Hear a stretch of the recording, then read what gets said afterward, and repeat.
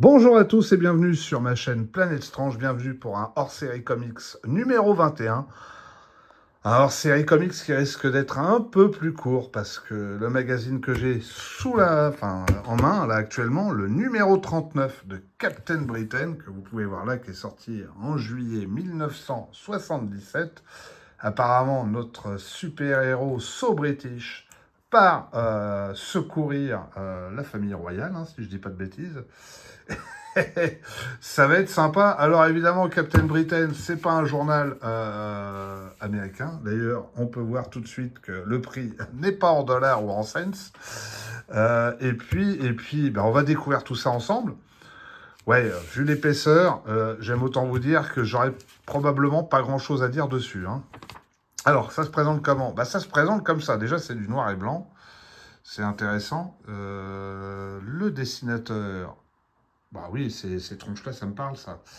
Eh ben oui, c'est du Ron Wilson et du Pablo Marcos. Mais on adore, on adore. Bah, Captain Britain au secours de la famille royale. Ouais, c'est plutôt sympa, hein. Le dessin est plutôt correct. Est-ce que le récit et le scénario, ça vaut le coup?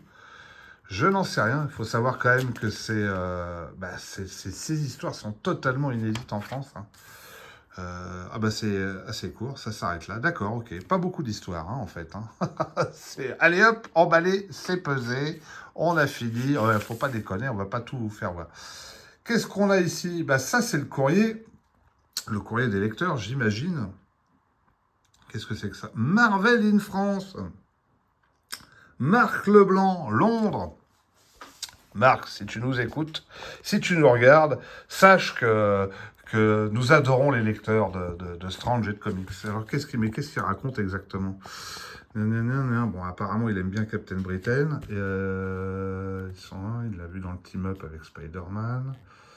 L'histoire avec Captain America, pardon, contre Red Skull, ok. Ah! Ah! Il part déménager en France. Eh ben ça, c'est pas mal, ça. Alors, il te pose la question si y a des comics Marvel en France, quoi. Je suis curieux de connaître la réponse des Anglais là-dessus. Hein. Ah non, je ne crois pas. Il parle du journal des super-héros. Strange. Bah, ouais, c'est cool, ça. C'est plutôt rare de voir ce genre de choses. Ben, moi qui pensais qu'on ferait chou blanc avec celui-là, on a quand même un super truc. Bah, merci les Britanniques quand même de faire de la pub pour le journal Strange à l'époque. Et ils en disent du bien. Ils en disent vachement bien d'ailleurs. Et c'est pas le seul magazine dont il parle. Il parle aussi de Métal Hurlant. Et waouh, la classe. Eh ben c'est cool, c'est cool. Ça fait plaisir. Alors, mon anglais est vraiment très approximatif, donc je pense pas m'être planté dans ma traduction, hein, de ce que j'ai vu à peu près en gros. Là, vous le voyez bien, vous me direz, vous compléterez si j'ai oublié un détail important. Mais il me semble que c'est bien ça, en fait, hein. Il pose la question si il y a des comics en France. Et si Marvel est publié en France, ben voilà la réponse de l'éditeur britannique. Qu'est-ce que les Fantastic One? Qu'est-ce que c'est que ça? Ça, c'est du Jack Kirby. Super grand truc, là. Et là, mais là, c'est curieux, ça. C'est quoi, ça? Ça me dit rien du tout. Écrit par Roy Thomas, dessiné par John Buscema. Mais c'est une histoire des 4 Fantastiques. Mais pourquoi ça me parle pas? Alors, ça me parle pas à cause peut-être du format. Ben oui. Si, ça a été publié dans Nova, ça. Eh oui, bien sûr. Et puis en intégrale chez Panini Comics. C'est la période de John Buscema, première période de John Buscema sur les 4 Fantastiques. Et effectivement, il y avait eu une histoire avec l'homme taupe. Voilà, mais c'est très joli en noir et blanc en fait. Même si là pour le coup, c'est la couleur qui était prévue. Je suis surpris parce que je ne m'attendais pas à voir une histoire des 4 Fantastiques à l'intérieur. Ouais, assez surpris. Ah bah, la femme invisible. Eh bah, décidément. Et là, c'est quoi ça? Ouais, bon. Ah, Nick Fury. Bah, il y avait décidément. En fait, c'est un magazine. Si je comprends bien, Captain Britain, c'est un magazine de Marvel UK où on publie une histoire d'un super-héros du cru britannique, qui est Captain Britain, accompagné d'autres histoires de personnages Marvel. Si vous avez des détails sur Marvel UK, moi ça m'intéresse, enfin par curiosité hein, évidemment. Est-ce qu'ils avaient beaucoup de magazines à l'époque où ils en avaient? Alors j'imagine que oui. Est-ce que les comics étaient publiés comme aux États-Unis ou est-ce que c'était comme ça dans des journaux où on pouvait avoir différentes histoires, quoi, un peu. Alors je vais pas dire comme Strange, mais peut-être plus dans, même pas d'ailleurs. J'allais dire Héritage, l'éditeur de nos amis québécois. C'est du noir et blanc aussi, mais c'est présenté comme des comics américains, dont ce que je me souviens. Oh là, une superbe double page. Alors ça, les épisodes de Nick Fury, Agent of Shield, j'imagine que c'est ce qui a déjà été réédité chez Panini Comics dans les intégrales Nick Fury. Je conseille fortement celui sur Jim Steranko et pour les dessins essentiellement.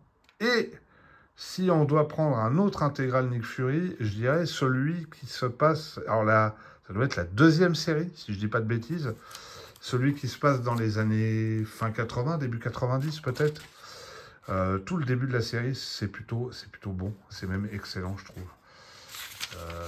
Après le reste, j'en garde pas un souvenir. D'ailleurs, en pensant à ça, Panini n'a pas encore pensé à éditer Nick Fury et les All-In Commando, sachant qu'il y a quand même énormément de numéros. Alors, est-ce qu'ils vont le publier un jour ou pas? J'en sais rien. Est-ce que c'est souhaitable? Je m'interroge. Peut-être pas pour mes finances et pour la place qui reste chez moi. Hein, je vous le dis tout de suite. Et puis voilà, on se termine là-dessus. Tranquillou bilou. Voilà, prochaines aventures. Donc un autre superbe dessin de la Torche Humaine. Et la chose pour finir. Et ce qui va se passer dans le prochain numéro avec Captain Britain. Ben voilà, j'ai été curieux. En sachant que Captain Britain... Ah, Conan. On en profite, Conan en couleur. Que Captain Britain, j'ai le seul et unique édition française qui était sortie, c'est des premiers numéros, donc on a les origines de Captain Britain. Un jour, je vous le présenterai peut-être d'ailleurs. Je sais qu'il est rangé dans mon grenier, mais s'il faut, je le ressortirai à un moment donné. Et on a eu les premiers numéros, donc c'était Arodi Artima qui avait édité ça dans un grand format, couleur, que j'ai adoré. D'ailleurs, quand je l'ai acheté, j'ai lu. Moi, ce super-héros, tel qu'il était, je trouvais il avait un côté vraiment atypique visuellement.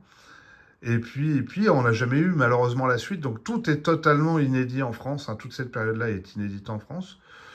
Je ne serais pas contre, moi, que ça soit réédité plutôt qu'un Oméga inconnu, hein, soit dit en passant. Sur ce, écoutez, après tout ça, ce que je peux vous dire, si vous me croisez aujourd'hui ou demain sur Amiens, passez me faire un petit coucou.